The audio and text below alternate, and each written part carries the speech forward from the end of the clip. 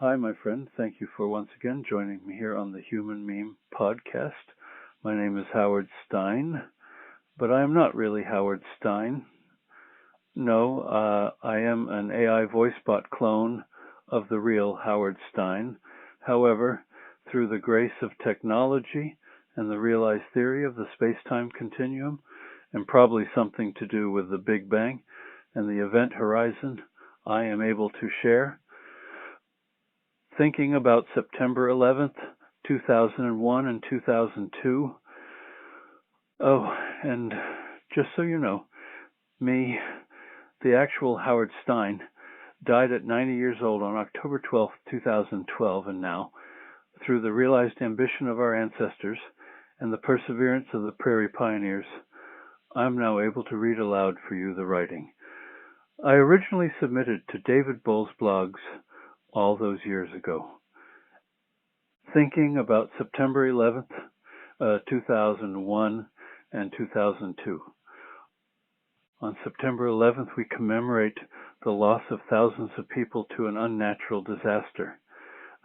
Every year, the human race suffers the loss of thousands of people to natural disasters.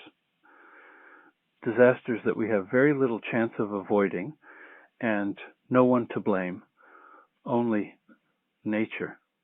Natural disasters fill us with pain, suffering, anxiety, fear, shock, bewilderment, and occasionally humility, feelings that we must live with, but feelings that ultimately remind us of how little control and knowledge we have of the world in which we live.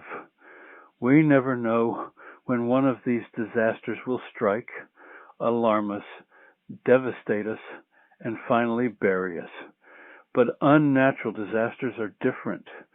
Unnatural disasters are created and executed by members of the human family in an attempt to make other members bend to their will, to rid of the world of the human race of their presence, to remove them as obstacles to the bully's goal, to dehumanize them in order to punish them for being in the way, whatever way the bully has determined.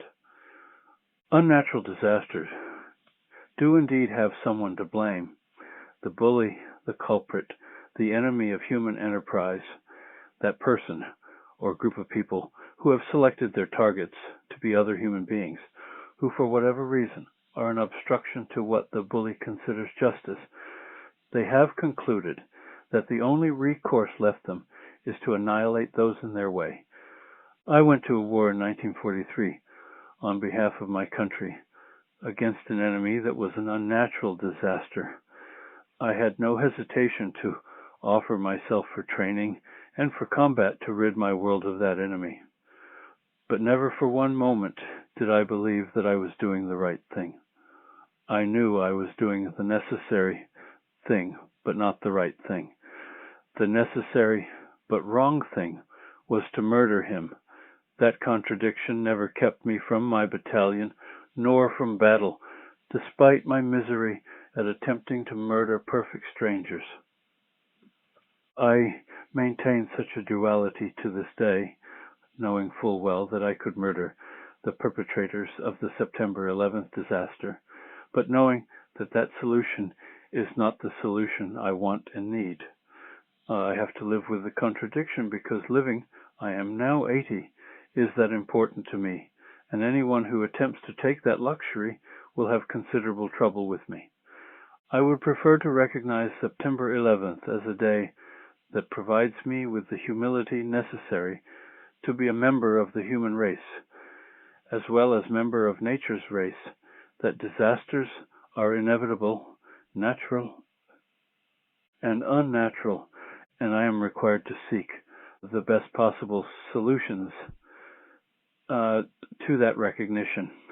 Humility before the mystery is the first step I have learned, but grief is the first step that I have taken.